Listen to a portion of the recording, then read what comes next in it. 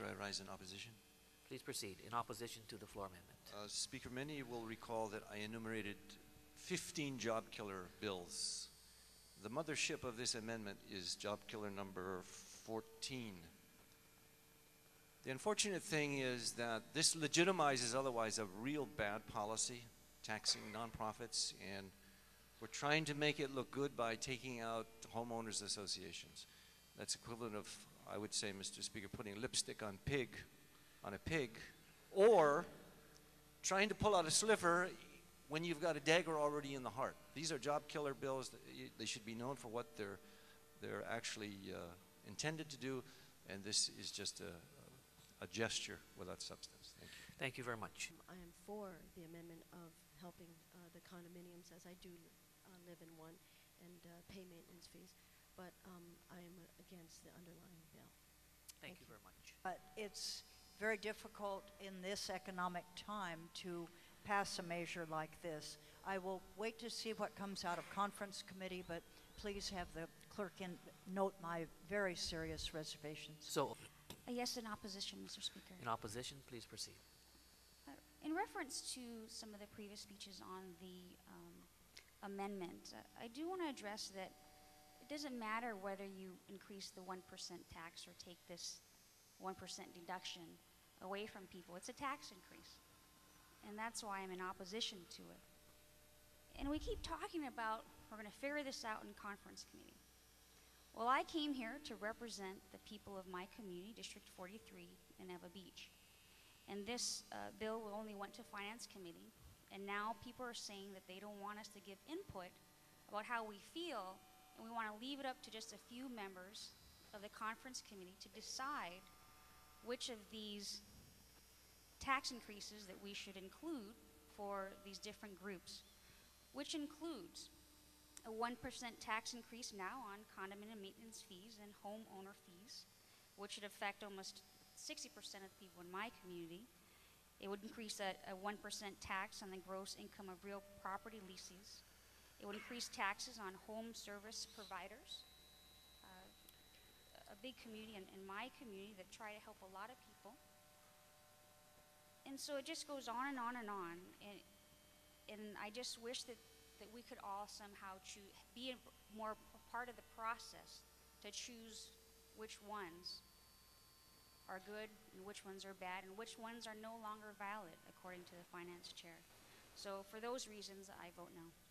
Thank you very much. My thought on this, Mr. Speaker, is that we should go over a review. I vote with serious reservations because I don't want to see other types of transactions covered by this bill taxed more, and that I think many of them in there would be a situation where you would be raising taxes on things like this, where they're just holding on to the money, they're not necessarily having an actual transaction. Mr. Speaker, it's kind of like if I were to give to my husband a rent check, or give to my, my aunt, can you go and make this water payment for me? And then the state says, okay, well then we're going to tax you this 1%.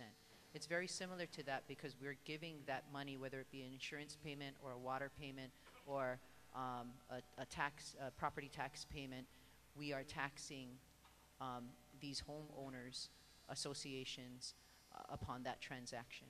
And all they're doing is paying it on our behalf for the ease of the homeowner association. Thank you, Mr. Speaker. I am opposed to this measure. This bill, my understanding, will hit all nonprofits, and that I think includes schools and churches and Boy Scouts and the YWCA and Salvation Army and all entities that are nonprofit. I think some of the hospitals. I think there'll be a hue and cry, and the alternative is not the increase in the general excise tax. The alternative is to cut government spending wherever possible. And I think we have not made enough of an effort in this area. Thank you. Representative Pine, your second time. Yes, Mr. Speaker, still in opposition. Now, it's okay to balance the budget, but just don't do it on the backs of the people of Hawaii who are already suffering. We say that nonprofits are exempted, but they're not. What do you think nonprofits do and have conventions and meetings and events for? They do that to raise money to help people that are hurting. So we are taxing nonprofits. So, Mr. Speaker, I'm for going after special interests that can afford to pay more.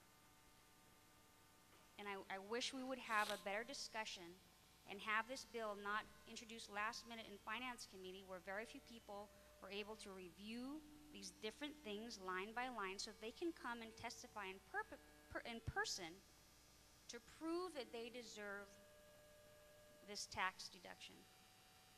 It's just how this was done. It's being sped through, and not that many committees are hearing it, and it's not giving the public a chance to prove to us individually whether they deserve this or not. And so that's really my opposition, that there was really a lack of true transparency and true discussion. Thank you very much.